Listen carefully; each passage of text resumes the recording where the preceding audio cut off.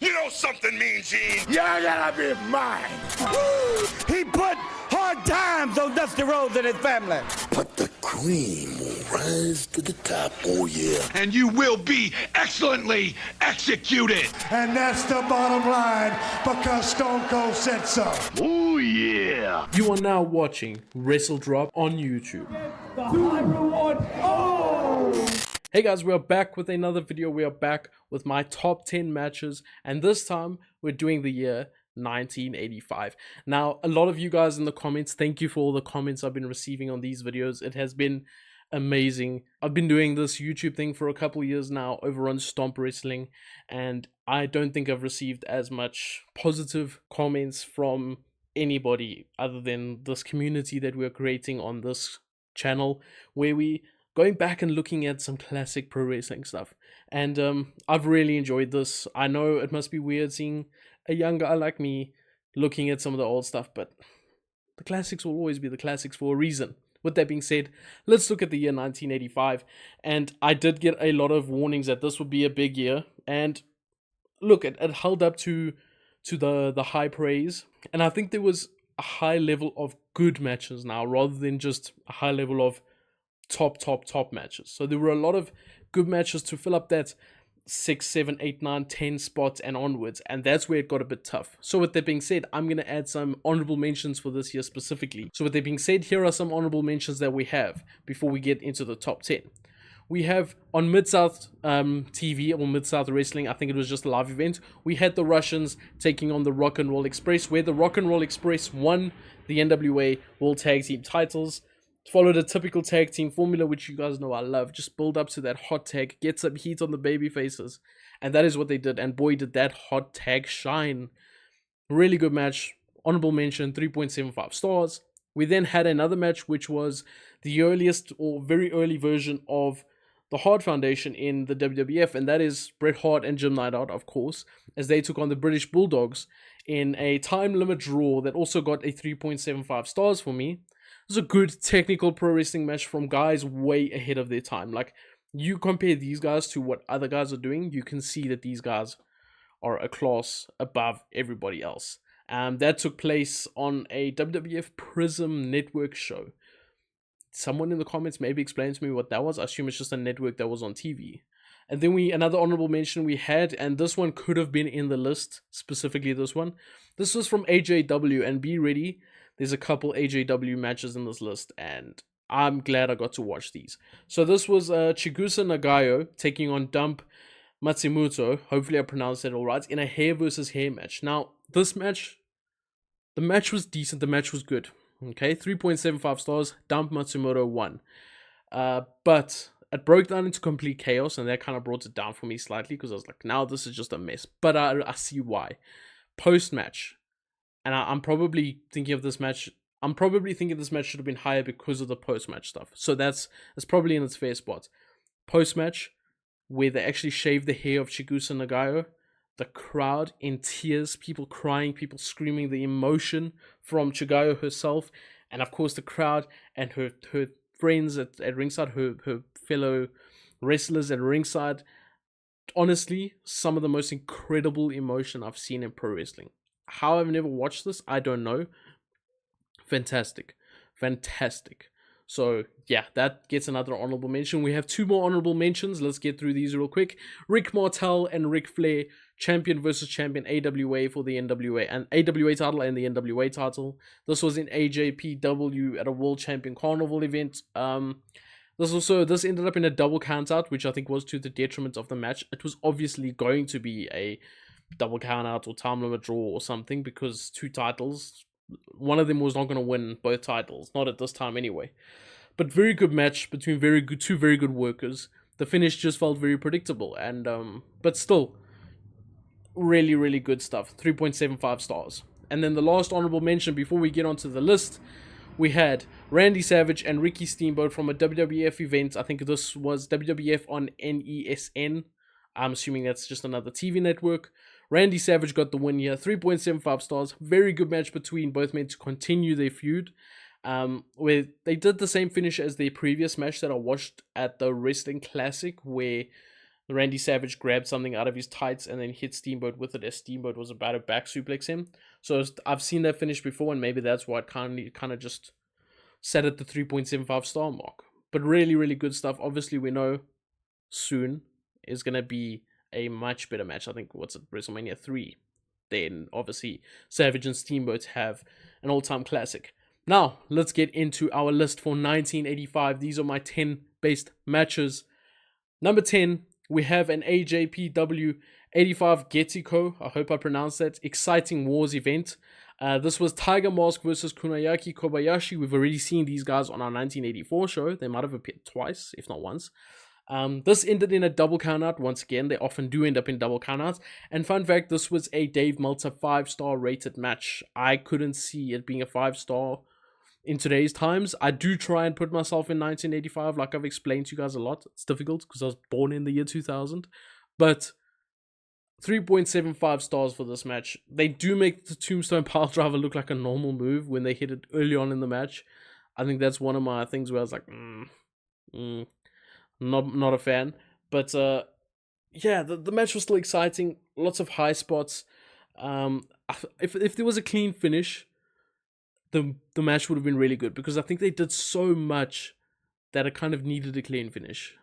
And it wasn't so much that they were exhausted. I don't know. Really good match though. I feel like I'm discrediting the match. I'm discrediting it because I don't see the justification for 5 stars. But maybe at the time, this was above anything else. 3.75 stars. We then had a WWF match on Primetime Wrestling, and this was one I really had to search the deep dark web for. This happened in Canada, and it was Brutus Beefcake and Greg Valentine, so the Dream Team, but they weren't the Dream Team yet, as they took on Ricky Steamboat and Tito Santana. Ricky Steamboat and Tito Santana got the win. Very, very good tag match. Multiple hot tags between Tito and Ricky Steamboat, because, like, who do you give the hot tag to? They're both so over. Which, obviously, those hot tags popped the crowd like crazy. And, of course, good heel work and good, by Brutus and Greg Valentine, because without that heel work, the hot tag is irrelevant. I gave this match 3.75 stars. It feels like I'm giving everything 3.75 stars. But that's what I meant by there was so much good. A few greats, but so much good. More good than ever before, I think, so far in my lists. So I kind of got to get used to that. There's a couple more 3.75s. Everything is 3.75s. But we then moved on to Bruno Sammartino and Paul Orndorff versus Bob Orton and Roddy Piper on WWF television. This was a steel cage match where Bruno Sammartino and Paul Orndorff got the victory. You know what? I did not think a Bruno Sammartino would make my list in 1985, but damn did he do that, because this was fantastic. Violent, fast-paced steel cage match which didn't overstay its welcome. I think that was the best part about this match. It did not overstay its welcome. And that was brilliant for me. The fact that it was short, violent, fast-paced, got all the action in. 3.75 stars again. It's going to become a meme. Everything's 3.75 stars. You know, like those food critics that go 7 out of 10, 7 out of 10, 7 out of 10. That feels like what I'm doing right now. But we'll get to the real good stuff soon.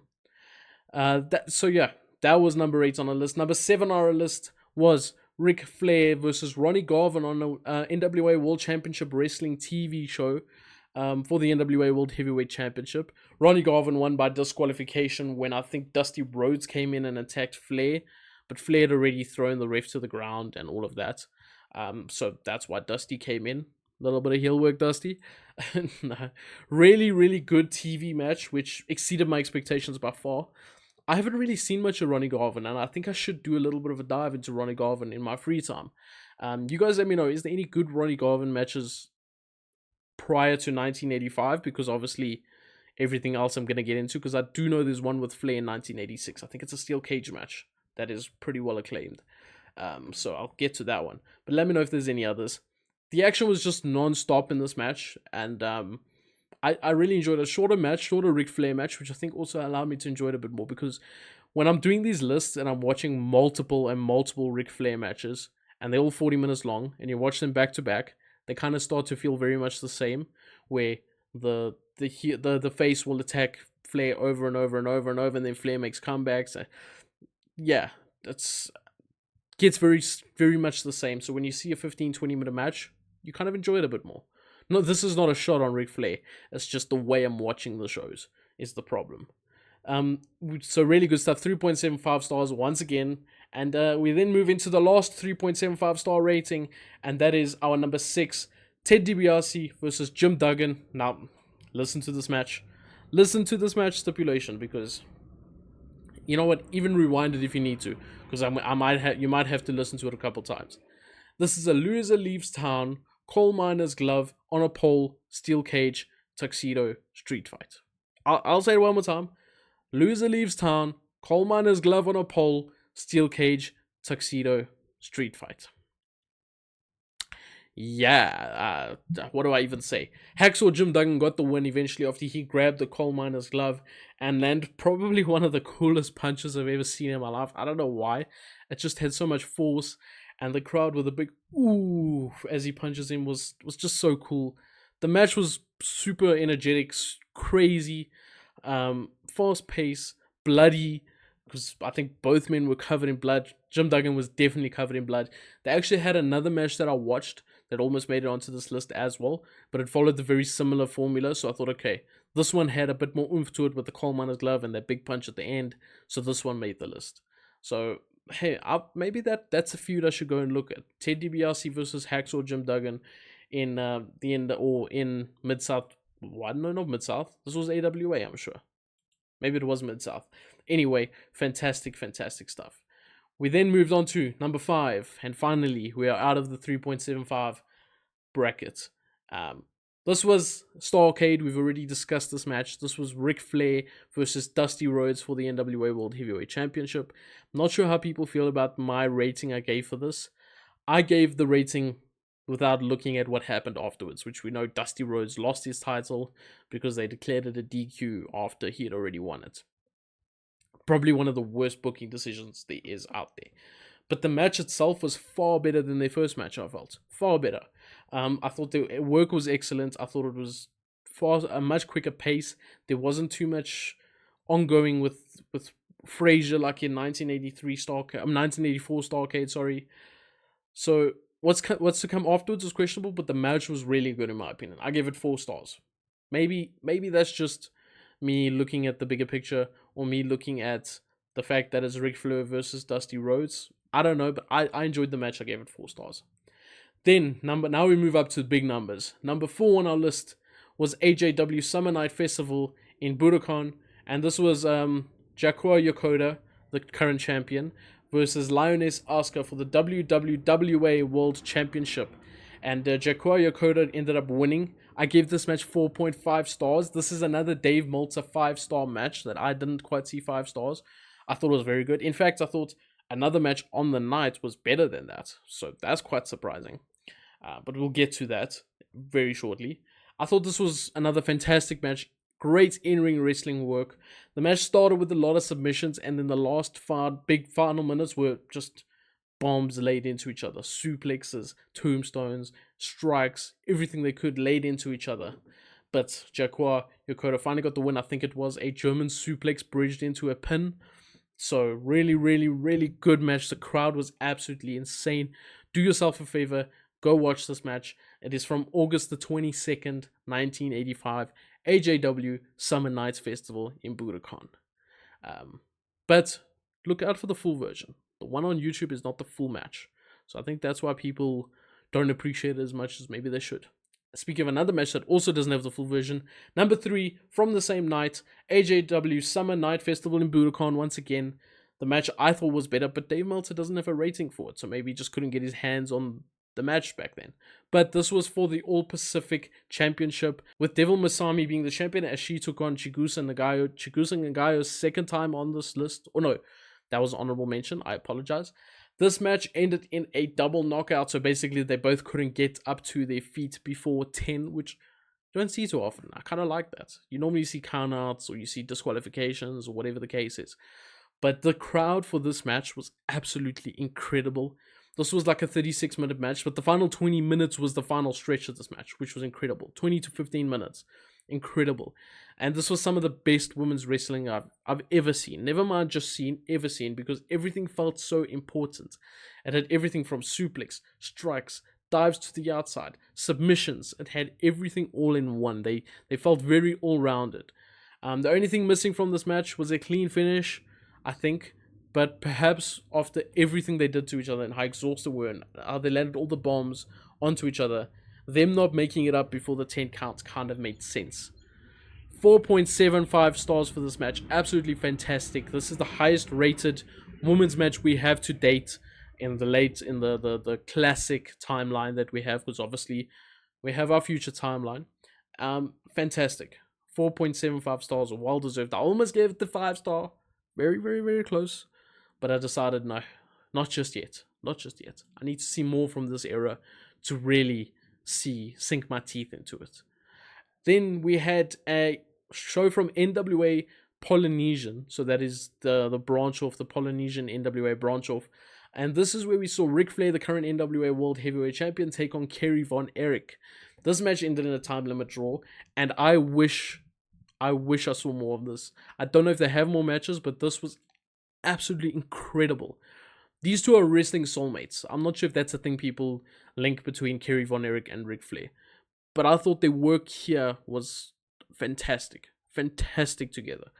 We had everything from iron claws, figure fours, suplexes, fast pace, running the ropes, big forearms, big clotheslines, had everything. One of my favorite matches of 1985, hands down. Probably I know it's second best on the list, but there's a difference between favorites and best. Probably this my second favorite match as well. Absolutely incredible. If the match was slightly shorter, this would have been perfect. Because at times it did feel like, okay, they're trying to go through the motions now to get to that time limit draw. Which always does feel like the case with time limit draws. But incredible match. So close to being a 5-star classic. Absolutely incredible. Then we had, number one, drumroll. What a bad drumroll. We then had 1985 Starrcade. We've discussed this match. I praised this match highly already. This was the first 5-star match on this channel from the classic timeline.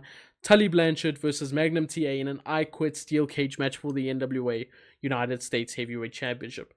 An epic match that felt so real, felt so violent, felt so gruesome. You felt every little bit of pain that they had. There was real emotion evoked out of you in this match, or for me in any case. I thought it was absolutely fantastic. Maybe not a wrestling clinic, but in terms of the emotion and the way this match makes you feel, fantastic. They exceeded all of my expectations, and I knew this was going to be a good match, but when I watched it, it exceeded what I thought. Absolutely fantastic. Magnum TA ended up getting the win. If you guys really, really want to go see a fantastic match, watch that match from NWA Starrcade 1985. I'd say the top 4 matches, well worth your time. Well, in fact, all of them, but the top 4, if you were looking for a couple to go watch, go check those out. With that being said, that is my top 10 matches of the year 1985. If I left out any matches, you guys let me know, because as I always say, these are the matches I could find. These are the high-rated matches I could see on the internet. Not just Cage Match before anyone says. I go scouring the internet for everyone's opinion, and I come up with a list of how many matches that I had here. I had about 25 matches non-WWF, WWF, and then I added about another 10 WWF matches and a couple more NWA Mid-South matches. So with that being said, absolutely incredible. I hope you guys enjoyed this. And yeah, let's move on to 1986.